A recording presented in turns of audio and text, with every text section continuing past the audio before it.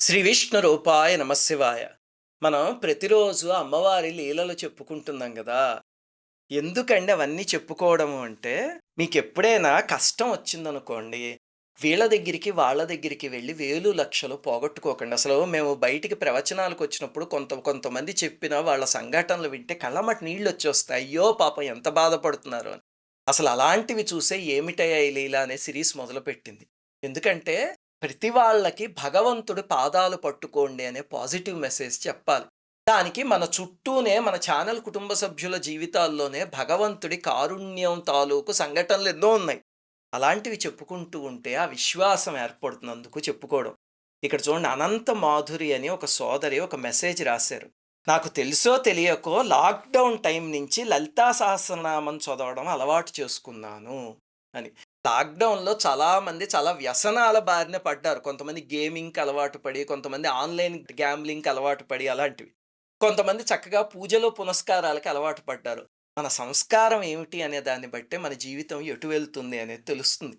అయితే లలితా సహస్రనామం చేయడం మొదలుపెట్టాక ఆ తల్లి దయ వల్ల నేను ఎన్నో ఇబ్బందుల నుంచి బయటపడ్డానండి. నా డబ్బులు నా అనుకునే వాళ్ళు చాలా మందికి ఇచ్చాను, జీవితంలో ఇరుక్కుపోయాను. ఎప్పుడు కూడా గుర్తుపెట్టుకోండి, ఎంత దగ్గర వాళ్ళైనా సరే తీసుకునేటప్పుడు చాలా ఇదిగా తీసుకుంటారు. వెనక్కి ఇచ్చేటప్పుడు ఇవ్వరు. ఈ కాలం అది చాలా ఎక్కువైపోయింది. ఆ తప్పు మాత్రం ఎప్పుడు చేయకండి. చేశారంటే తర్వాత ఆ కర్మ ఆర్థిక సమస్యల రూపంలో కొడుతుంది. వాళ్ళు నమ్మి మనకి డబ్బిచ్చారు అంటే మళ్ళీ ఆ నమ్మకాన్ని తల తాకట్టు పెట్టైనా సరే నిలబెట్టాలి. అది మన బాధ్యత. పాపం ఈవిడ చాలా మందికి డబ్బిచ్చిందిట. కానీ ఇరుక్కుపోయారట. ఆ లలితా సహస్రనామం చేయడం మొదలుపెట్టాక అమ్మవారు చాలా విషయంలో నన్ను ఒడ్డుకి చేర్చారండి. ఇంకా కొంతమంది మనస్సు మార్చాలి. మీరు అంటూ ఉంటారు కదా! ఈ పూజల వల్ల ఎవరైనా బాగుపడితే నాకన్నా సంతోషించేవాళ్ళు ఉండరు అని. మీకు అలాంటిదో సంఘటన చెప్తాను అని చెప్తున్నారు.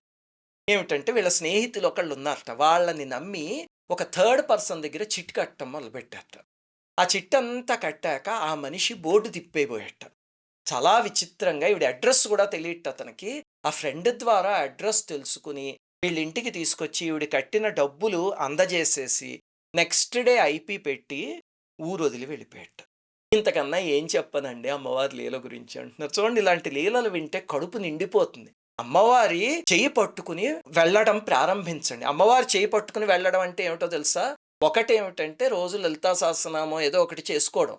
రెండవదేమిటి అంటే ధర్మ మార్గంలో నడవడం. నడిస్తే ఇదివే సోదరుని చూడండి, అమ్మవారు చెయ్యి పట్టుకుని నడిపిస్తున్నారు చక్కగాను. అలాగే మనందరి జీవితాల్లోనూ జరుగుతుంది. శ్రీమాత్రే నమః. అందరికీ నమస్కారం. మన ఆధ్యాత్మిక వీడియోల్ని 3 ఛానల్స్గా విభజించాం. 3 ఛానల్స్కి సబ్స్క్రైబ్ చేసుకొని పక్కనే ఉన్న బెల్ ఐకాన్ని క్లిక్ చేయండి.